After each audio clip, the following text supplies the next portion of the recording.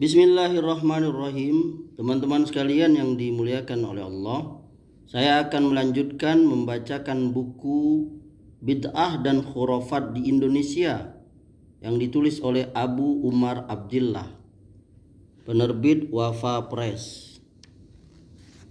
Subjudul yang kali ini akan saya baca yakni berjudul 40 hari menjadi orang sakti.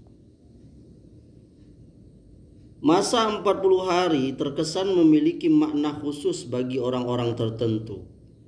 Paling tidak, sebagian orang yang ingin menjadi manusia super menjadikan masa 40 hari itu untuk menyepi, semedi, berpuasa, atau melakukan ritual-ritual khusus. Beberapa orang yang mengklaim diri sebagai orang super atau dianggap bukan orang sembarangan banyak juga dikaitkan dengan ritual 40 hari yang dilakoninya. Yang masih hangat, Ahmad Musaddiq melakukan semedi.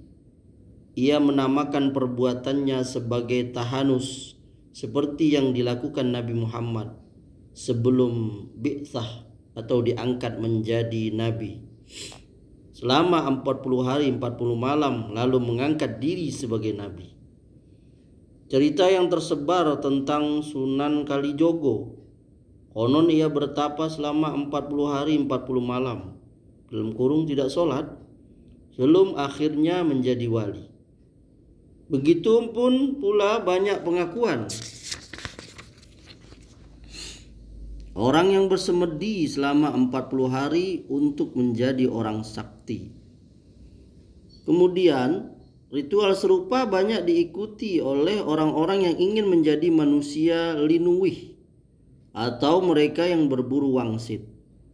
Kalau kita tanyakan kepada mereka yang melakukan, mungkin alasannya berbeda-beda, atau bahkan ada yang tidak memiliki alasan selain mengikuti kebiasaan. Tapi jawaban yang paling sering dilontarkan adalah untuk membersihkan hati. Tapi mengapa mesti 40 hari? Alasannya pun beragam. Ada yang mengaitkan dengan keyakinan kejawen atau mistik, tapi tak jarang membawa-bawa syariat Islam atau ajaran para nabi sebagai alasan.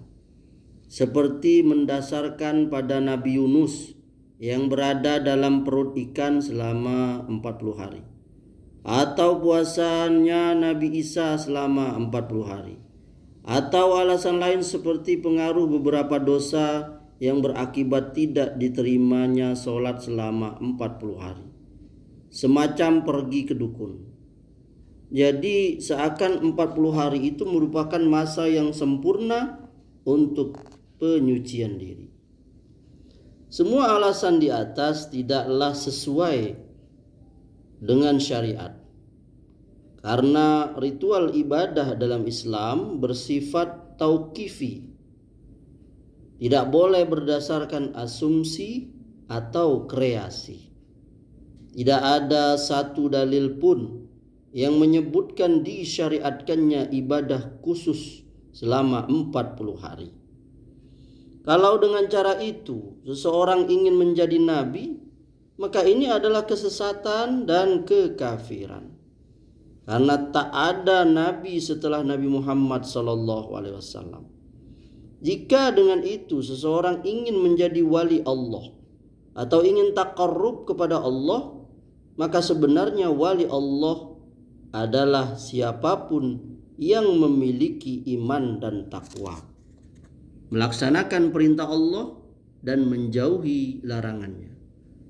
Firman Allah, ala inna awliya Allahi la khawfun alaihim walahum yahzanun allazina amanu wa kanu yattaqun. Ingatlah, sesungguhnya wali-wali Allah itu tidak ada kekhawatiran terhadap mereka dan tidak pula mereka bersedih hati, yaitu orang-orang yang beriman dan mereka selalu bertakwa. Quran Surah Yunus ayat 62-63. Sedangkan bentuk takarub kepada Allah yang paling disukai Allah adalah melakukan kewajiban, lalu melakukan yang sunnah, bukan dengan melakukan bid'ah. Jika dengan ritual itu mereka ingin mendapatkan kesaktian, maka apa yang dihasilkan itu bukan karomah, tapi berasal dari setan. Sebagaimana yang dikatakan oleh Imam Asy-Syafi'i, jika kamu melihat ada orang yang bisa berjalan di atas air atau terbang di udara, namun dia menyelisih sunnah, maka ketahuilah semua itu didapat dari setan. Wallahu a'lam. Semoga bermanfaat.